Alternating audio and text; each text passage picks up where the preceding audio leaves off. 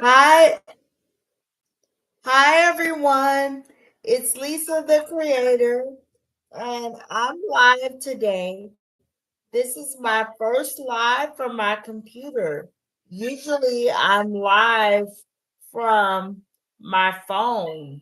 It's a much different experience live from my computer, from my phone. I can see much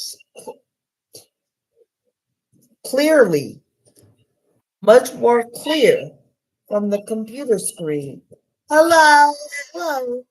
Nobody has joined yet, but that's my caregiver in the background. My dogs are barking because my mother is back from running errands and at the computer.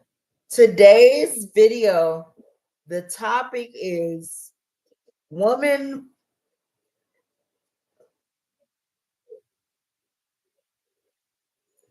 is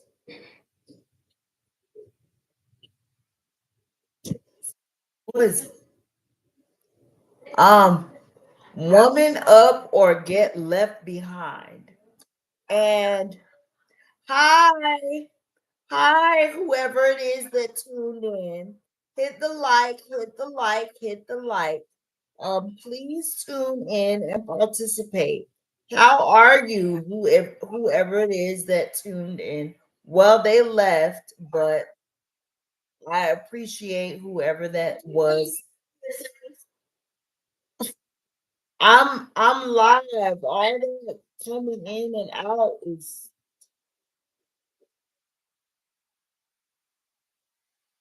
I have to end my stream. Um, I'm sorry. I'm having a lot of interruptions. Um, the topic that I'm talking about today is woman up or get left behind. And I'm trying to tune out the noise from the dogs. Um, they're quite loud, so never try to disregard the noise in the background. Um, I know that the title sounds kind of harsh, but the intent isn't to try to shame anyone. It's to elevate everybody's mindset because it I feel for everyone, the young ladies, and I'm saying young because my target demographic starts at those that are college age, assuming those that are 21 and up, and I'm going into my master's program for public health. So even though I'm an older college student, I'm still in college. So I'm pursuing my master's degree. So my target demographic is our college age students. Even if you are an older college student who are dating age, who are interested in dating. I'm heterosexual.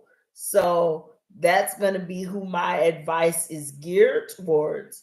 And I'm not excluding the rainbow community, but I'm just giving the female to male perspective. But the advice, if you are same sex oriented, and I'm not here to shame anyone for their preference, can be applicable to whatever your preference is. But my preference is men. That's what I like. That's what I'm into. But before we get into the argument that there are no good men around, men cheat, men are this, men are that, we're in the Instagram age, all men care about are 304s, the BBL baddies. I'm of a certain age. I have to compete with the BBL baddies. Before we get into the excuses, let's start with mindset because it all, excuse me, I have to sit back in my wheelchair. Hello. It all stems from mindset. What do you think about yourself? Um First of all, because if you don't have the right mindset, that's going to cancel any potential blessing out before you even think about your chances of attracting a mate. Because, real life example, have you seen very, very attractive women who you would think in theory would have no problem attracting a mate, keeping a mate long term?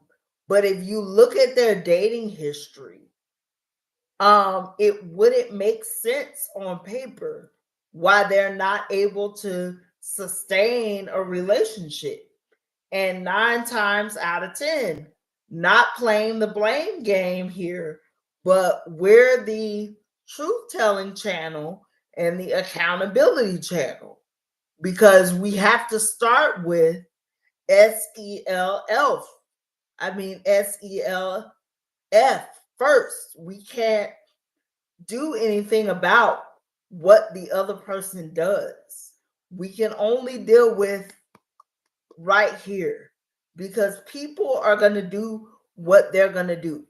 There are plenty of resources online about recognizing red flags, reading body language, um, avoiding pitfalls of dating. But before we even get into that, what are you telling yourself before you even step out into the world? Before, when you put your clothes on, before you even leave your home, what are you telling yourself when you're presenting yourself as a viable dating candidate? What is your specific language in your mind to yourself when you are presenting yourself as a viable dating candidate? Do you even believe that you are a worthy woman of somebody of substance, even being attracted to a woman of your caliber? If the answer is no, you're not even, it's not going to be sustainable.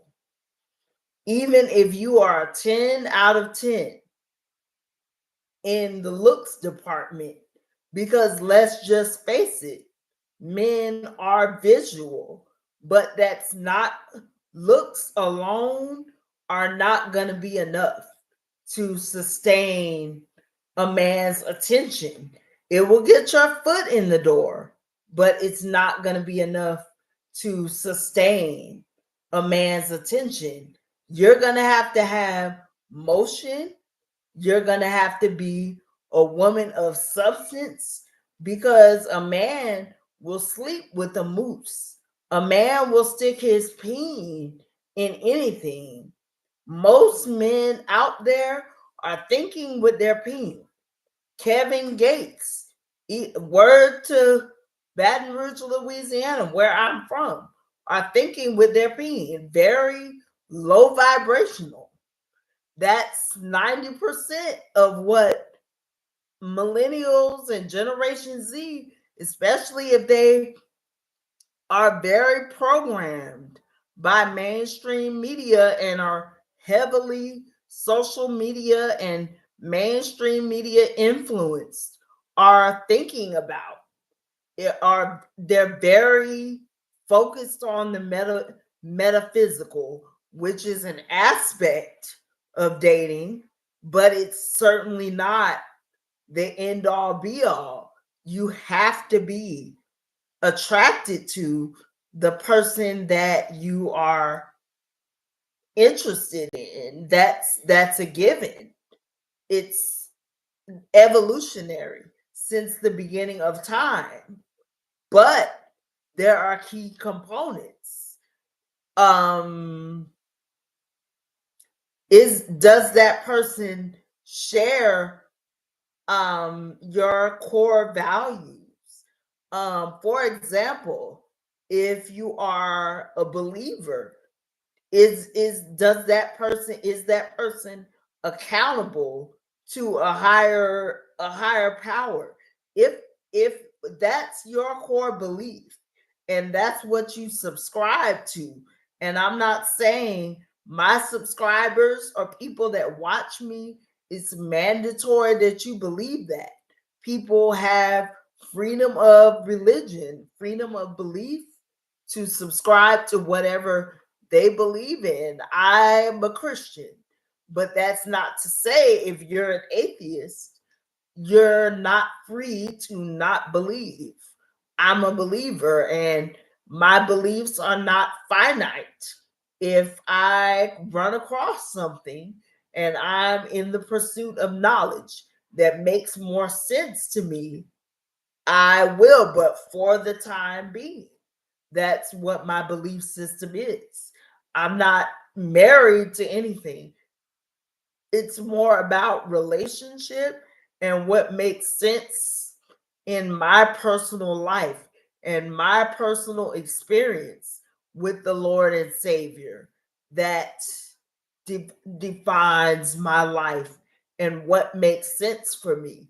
And once I was able to get clear and I wrote it down on paper what I was looking for. And one, stop focusing on a specific person and got it, narrowed it down, not focusing on the physical. Yes, that is an important component, but I got it down to values and subscribing to a higher power, being a Christian, being a man of God was number one for me. If you were not, I don't care if you checked off all the other boxes.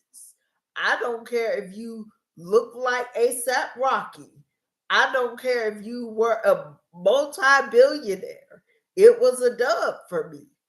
And that eliminated a lot of people just off rip. So that was a no-go for me. Once I got clear about that, that just eliminated a lot of people. Then then from there, I just got even more specific. I wanted somebody honest.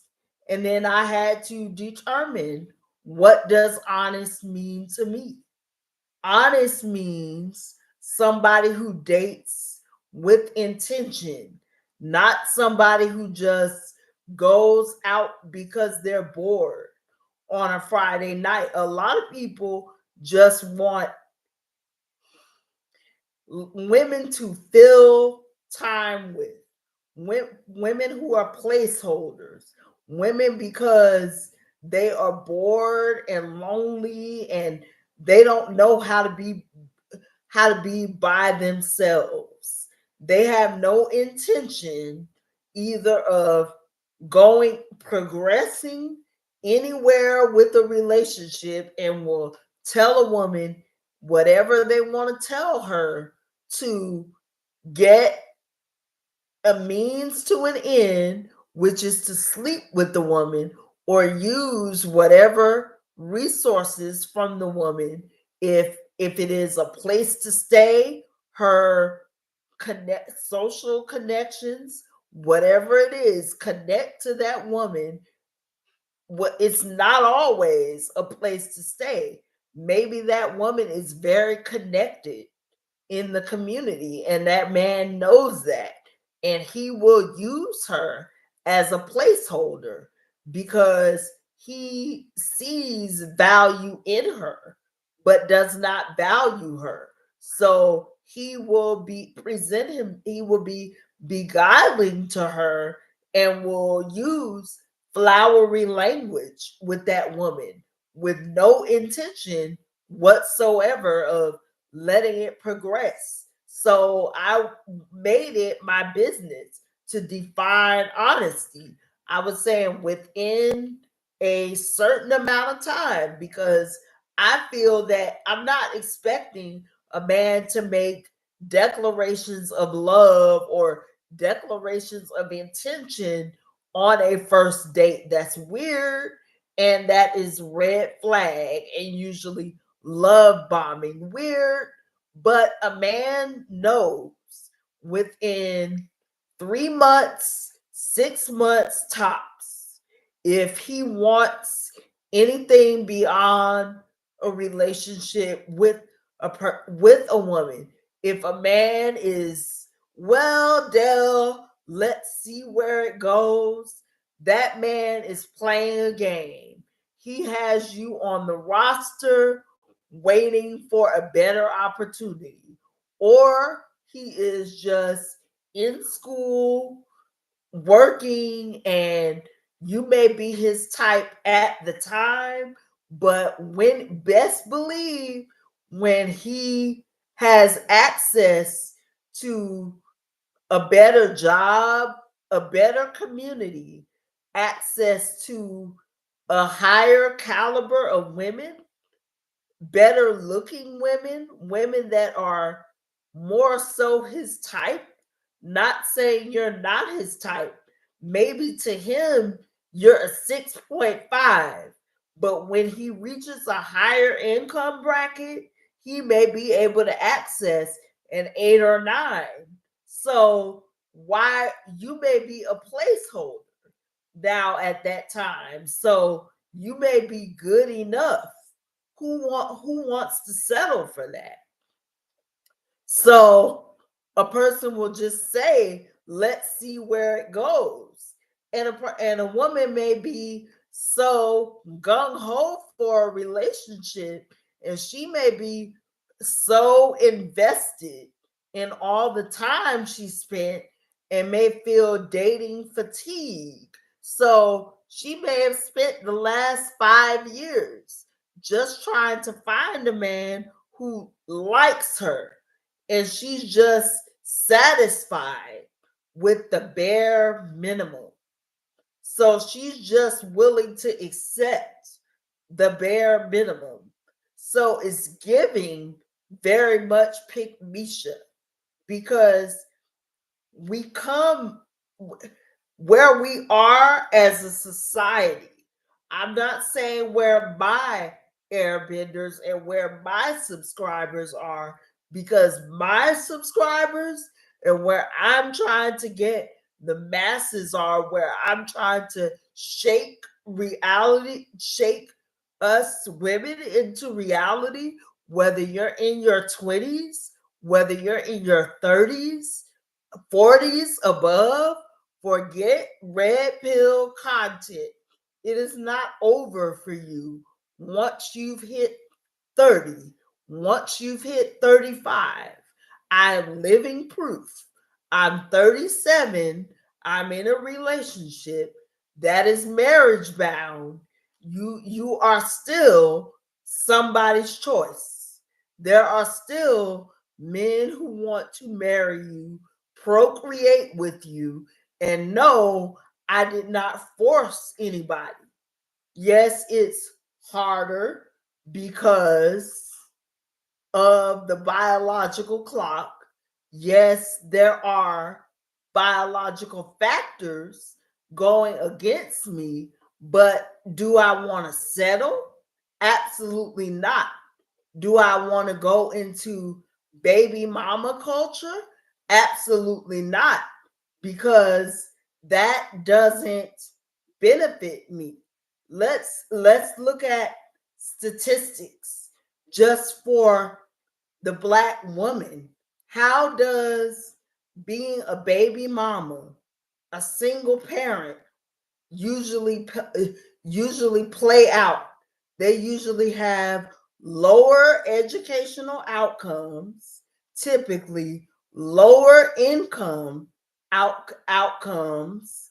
If they have multiple children by multiple men, there's a higher propensity for emotional trauma that doesn't typically play out well.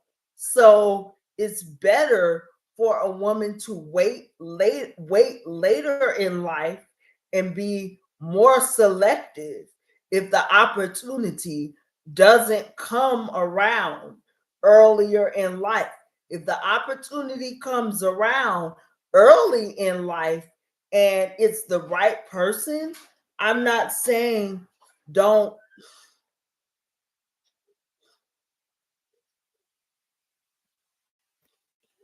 don't be selective. That's and I'm not saying don't choose the right person for you. I'm not, but what I am saying is don't be in such a rush. Like, okay, I'm 30 and Pookie and Ray Ray is right there, and I feel tick, tick, tick, tick, tick. My biological clock is ticking, and this person happens to be in front of me, and I see all of my friends around me getting married, having babies. So I feel pressure, and my woman's intuition is kicking in, telling me that if I have a baby with this man, he is going to take me for everything I have. He is no good. The red flags, I'm continuing to collect red flags. I'm just giving examples. It may be your time at 30, but it may not be your time at 30. It may be your time at 35. It may be your time at my age. It may be your time at 37. Some women are giving birth to their first child and getting married after 40. Look at statistics. Because of the economic situation, millennials, women my age, are getting married and having children later in life. Don't buy into everything people are saying online that because you've reached a certain age is just over for you. Scarcity mindset will push people to make desperate decisions. Desperate decisions and scarcity mindset will push women who, for all intents and purposes, want marriage or children or to be with a man, and will push them into Pickmeishaism, and that's not what we want. We're not discouraging you from wanting to be in a relationship. If that's on your heart, if that's what God put in your destiny, I'm not anti that. What I'm anti is being so desperate to be with somebody that you're willing to throw caution to the wind, ignore all red flags, that that person could be terrible for your spirit, but because a number is creeping up on you and you're listening to YouTube content and dating coaches who want to scare you, like, oh, you're getting to be a certain number, or you're listening to bad advice. Girl, you ain't getting no younger. hurry up and marry that man. But what if he isn't any good? On the flip side, if you're asking God for a man, think about your readiness. If we're looking at it from a biblical perspective, and I'm a Christian, so that's the perspective I'm going with. But even if you're not, the point is still valid. Are you a Proverbs 31 woman? Are you ready for what you're asking God for?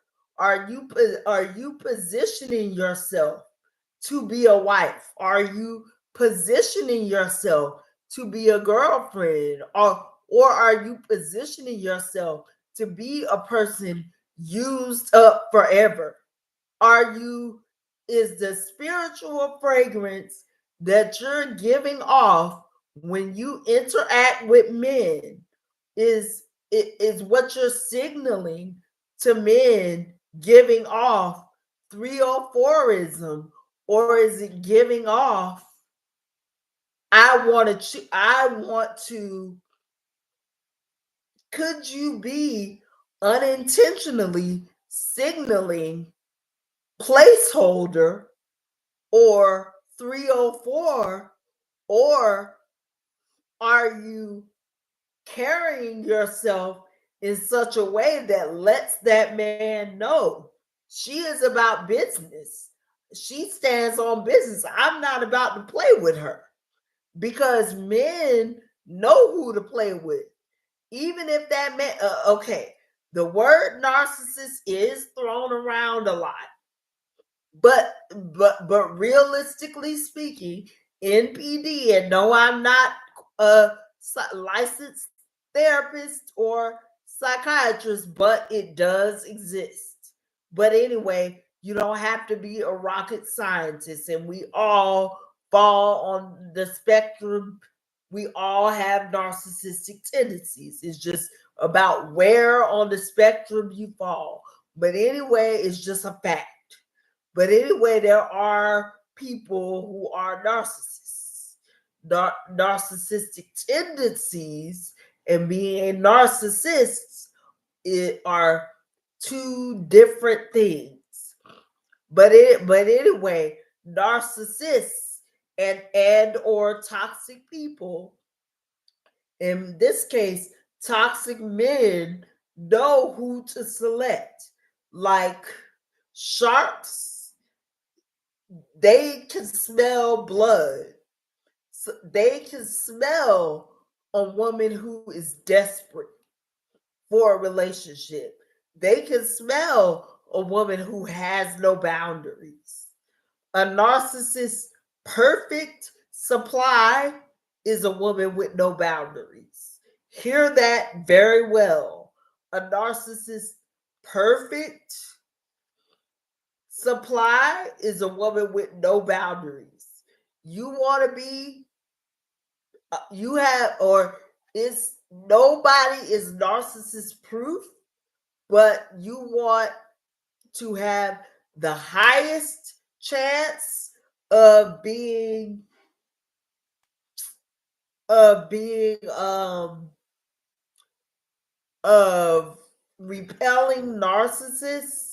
Have boundaries, set boundaries, stick to your guns, say no, and see how many narcissists or toxic people stick around. Know who you are and stand firm in that.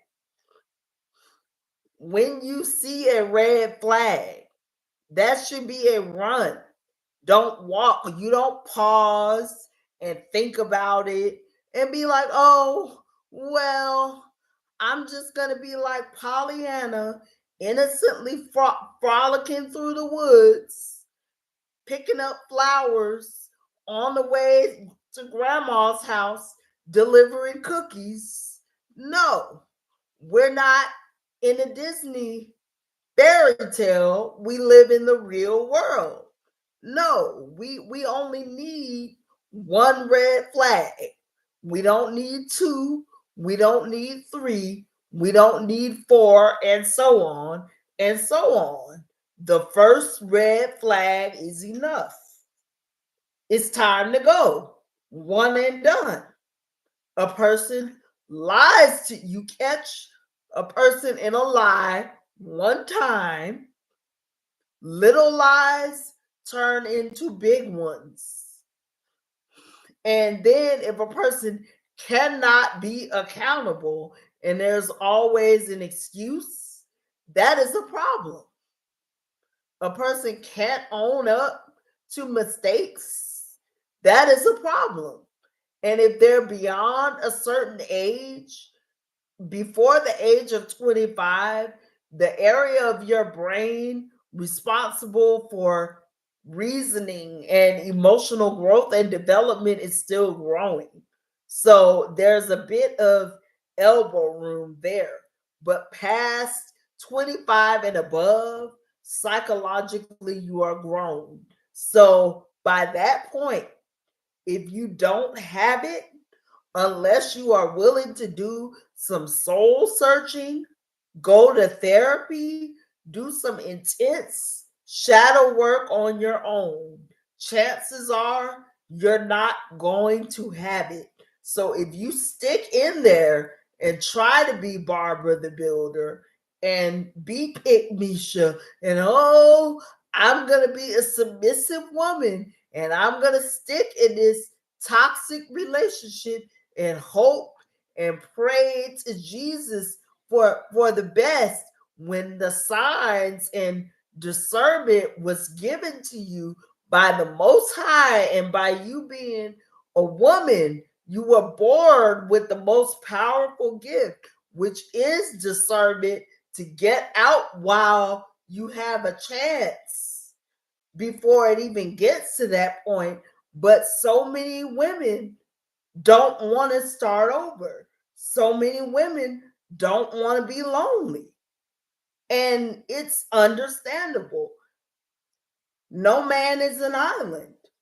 No one is saying be lonely. No one is forcing anyone into loneliness. That is not what is being said at all. The only thing I'm saying is, if you're choosing love, self love needs to be the first choice before anything or anyone else outside of yourself is chosen. Choose you, because if the shoe is on the other foot, most of the time somebody else is going to choose their self-preservation. Don't ever make somebody else the main character in your movie. Everybody else should be extras in your movie. You are the main character. You are the director, the writer, and the main character. Everybody else is extras. Period. My subscribers, my airbenders, that's the mentality that you need to have. You don't lie, you don't use, you don't manipulate, you don't scheme, but you do have survival skills, because you don't walk out into the world assuming that everybody's heart is pure, everybody's heart is everybody has a conscience, and everybody's empathetic. That is a fatal, that can cause devastating consequences, assuming that, because not everybody has a conscience. Some people thrive off of stealing the joy from other people. Some people derive their sense of livelihood off of spotting the pureness and the goodness from other people and stealing the light that other people have. Don't be a victim. That's male or female. But if you want to be a viable candidate for anybody, before you go to Dr. Miami to work on your body, work on your personality. Because let's just say you're overweight and you're concerned your weight is gonna be a factor in you being chosen. But even if you do all that work to compete with people, if you don't believe you're worthy of love, you could do all that external work, but if your inside isn't on point, it's going to, nothing you do on the outside, it's nothing is going to stick. It's not going to be lasting. Also, about a support system, when you seek advice from people, don't seek advice from the messy clique, the bitter Bens and the bitter Bettys, the people who haven't had a man or haven't had a woman since the cave paintings, the people who wouldn't know what a healthy relationship looks like. If you're going to take advice from somebody, consider the source. If you're taking advice from somebody, I wouldn't take advice from somebody who who does not know, who doesn't have a healthy frame of reference, or at least somebody who has done the internal work, come out from the other side and say, okay, this is a success story, and can be transparent. And it's like, okay, these are the mistakes I made. I acknowledge where I made the mistake. No, I'm not perfect, but here's an improvement. But if you have a string of failures and you don't have uh, any positive frame of reference, and all you have is acrimony, where can you advise somebody from a positive and healthy place of how to build a relationship? From nowhere, because you have no I don't I don't want to eat on camera, but I'm hungry. Hold on one second.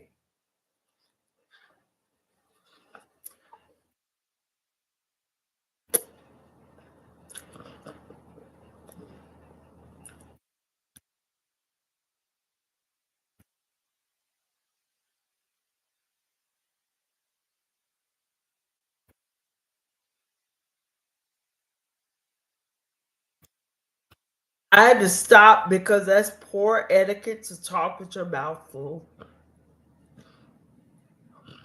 Um, but yeah, but then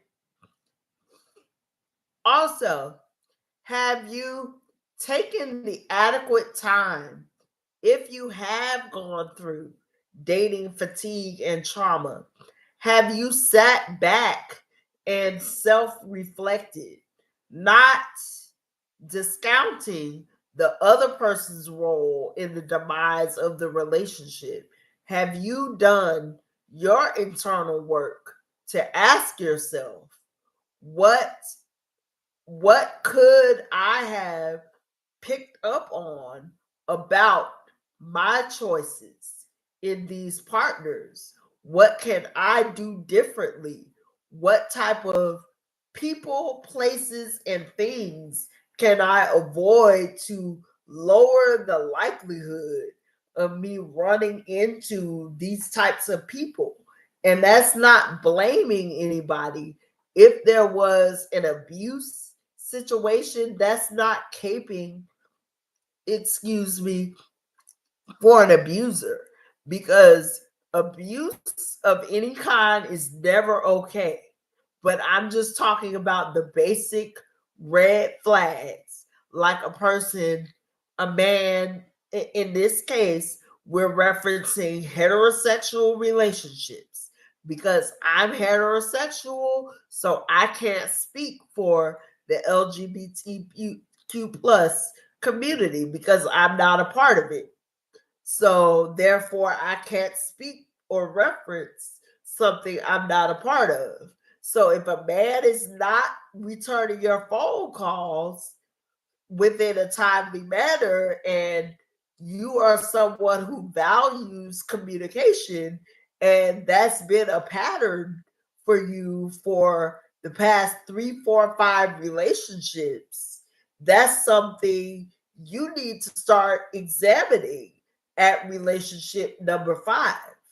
If you're putting in 4 5 6 relationships and people are men are not able to clearly define for you where what the relationship, excuse me, what the status of the relationship is, and they keep giving you vague answers to benefit them, it's something you're not making clear to them.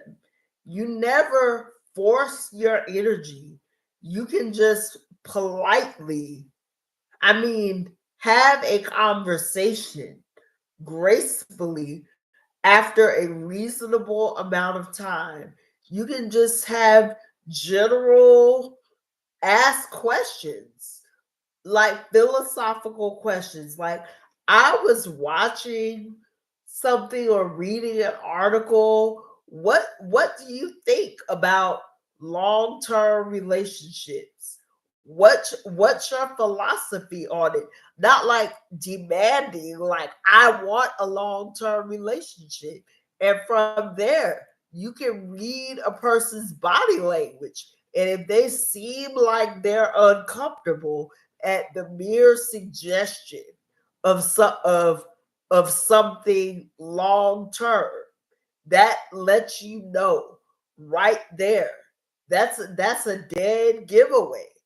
If their eyes start getting shifty, if they start slumping over in their posture begins to change, if I mean, if they start touching their nose, if they start playing with their cell phone, if they start changing the subject, there's social cues that can let you know without you giving ultimatums if the person is the type of person that wants to commit. Also, you can vet a person a man rather, who has the potential to be a provider early on. As I said, this is a hypergamous channel. This isn't a sugar baby channel. Make no mistake. I believe every woman should have the capacity to support herself. I believe every adult, regardless of gender, should be self sufficient. But I think it is very effeminate for a man to be expecting, when he is courting a woman, for a woman to be going 50-50 in the courtship phase. What men should not be expected to be the chasee. You are the chaser. Going back to your how you are biologically programmed as a man, this is your primal instinct. Men go out and hunt.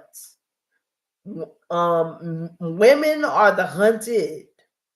So I don't get where this whole 50-50 is coming from in the courtship phase.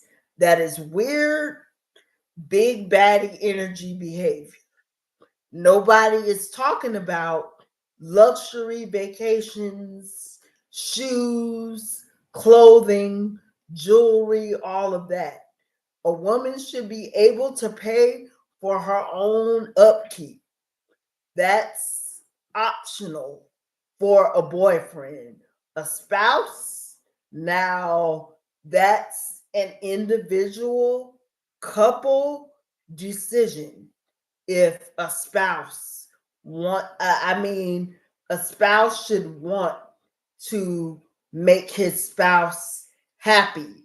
But in a courtship phase, if couples are just getting to know each other within the first couple of weeks, I think it's rather weird to be gifting somebody. That would be giving love bombing to me. I would side eye a man gifting me so early. And like, what is the motive behind that? Maybe 3 months into a situation or 6 months into a situation, if we're exclusive, if we've lived together, if we've established not only a love connection, but it's a spiritual connection, and we built something, and there's a genuine investment, and then there's gifts and luxury items bought, then I wouldn't feel like it was love bombing. But in the first couple of weeks, you're buying that kind of stuff. Okay, but what kind of, okay, because no man is spending exorbitant amounts of money on luxury items without the expectation of something in return. Let's just keep it a buck. And there are some women willing to do the most to secure the bag, which I believe in every woman having their own bag. But at the bare minimum, I do believe if it's a man's desire to be in a heterosexual girlfriend boyfriend relationship or a marriage bound relationship, at least a marriage bound relationship, or if you're going to procreate, you need to be a provider at the bare minimum. If you can't, you don't need to be dating. Period. Why are you asking a woman out if you can't put gas in your own car, if you can't pay for dates, if you can't pay for meals, if you can't pay for the things required to entertain a date, you should not be asking a woman on a date. You need to be asking a man on a date if you're expecting a woman to pay for dates. Now, expecting a woman to pay her share of bills, should you fall on hard times, if there is an established relationship, long term relationship, is a different story. But expecting a woman to pay during a courtship, that screams taking advantage of and big baddie behavior. And that needs to be nipped in the bud. And what incentive do men have to step their game up and behave in their divine masculine divine order as alpha males and masculine men, if when we as women, and I'm saying we, but I'm not single, I'm in a relationship that is marriage bound. I'm not saying the date because internet sleuths don't need to be all up in my personal business, but I'm saying it as a success story.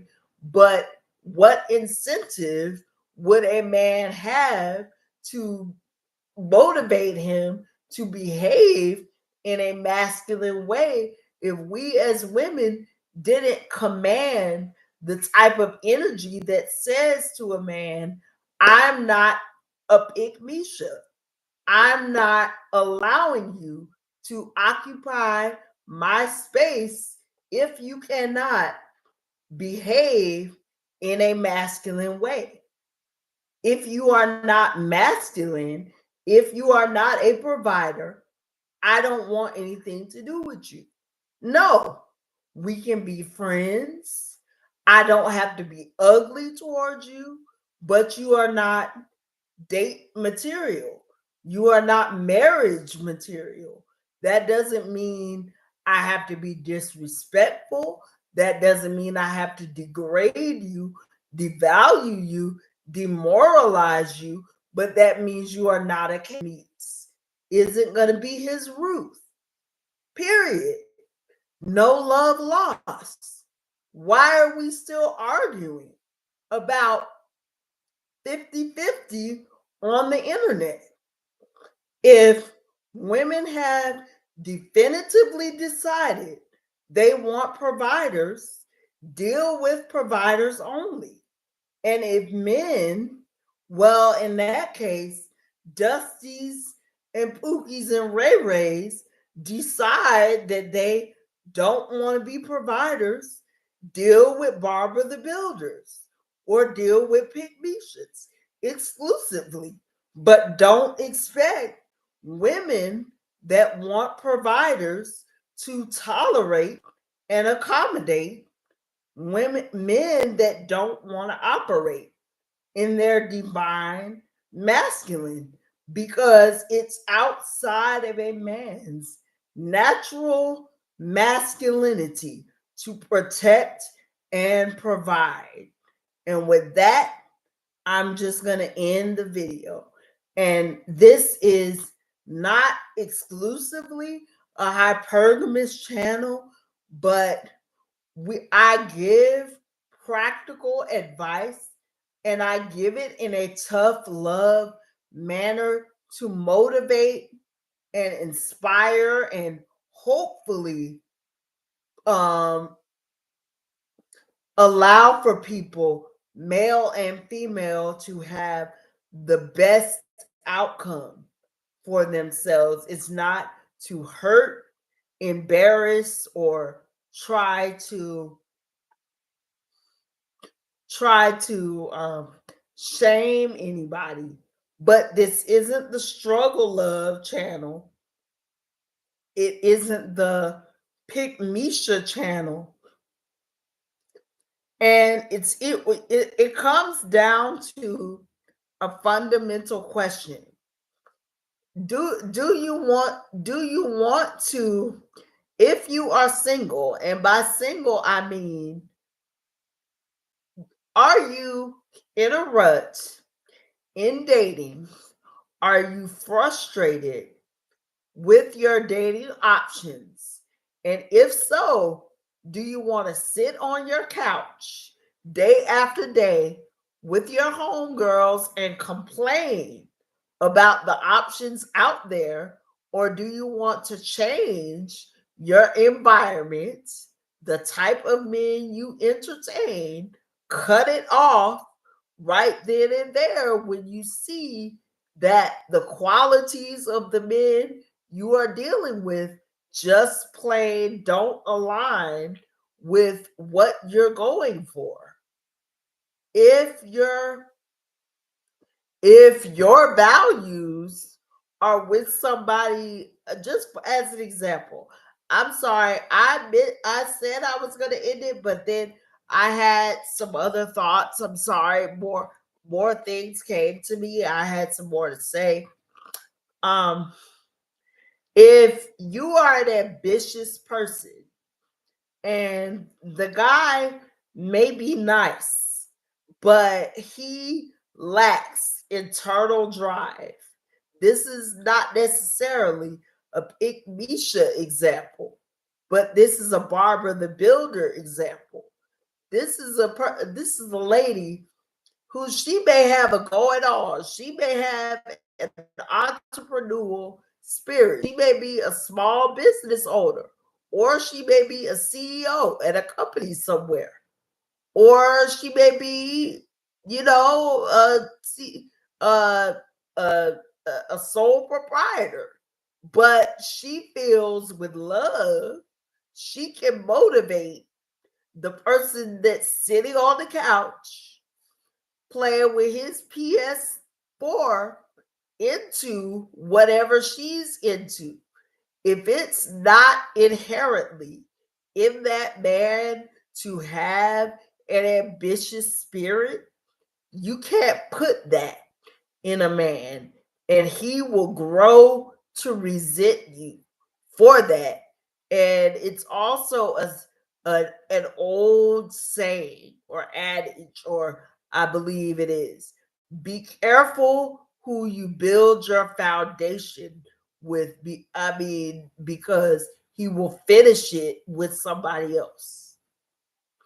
And so many people are bitter because they thought that they effed around and found out that the person that they chose thought that because they sacrificed and that woman was the person of means, and they got with somebody and that person wasn't equally financially yoked or did not have as much ambition. And Barbara the Builder put all her time and resources into that man. And when he got to the point where Barbara the Builder put all her time, resources into that man, and that man grew tired of Barbara the Builder being his mother instead of a partner, when Pookie and or lack of ambition Larry got grew tired of Barbara the Builder, he found somebody who was operating in her divine femininity, and guess what he did? Larry, the lack of ambition, ran off with half of Barbara the Builder's money and started his life with Keisha, the woman who was operating in her divine femininity. Now Larry, lack of ambition, and his new boo thing, Keisha, are living off of Barbara the Builder's money that she never should have invested in Larry, lack of the ambition, because we don't settle. There is a difference between saying we as a couple are coming together, building something, but nothing from nothing leaves nothing.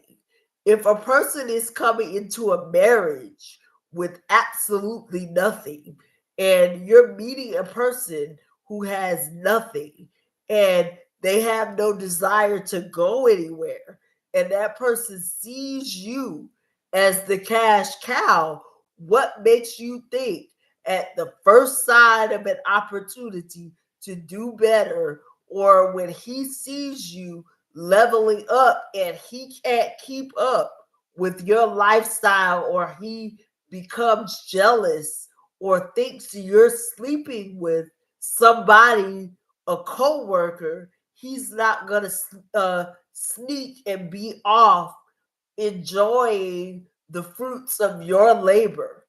Wouldn't it suck after all of that time you put in building up Larry the Leech? Just saying. So choose better by choosing yourself. Boss up or get left behind. Love you, airbenders. Check out my girl, Shira71. Buy her Level Up Cosmetics. I really, really like her content. Sprinkle, sprinkle, y'all. Bye. Take care.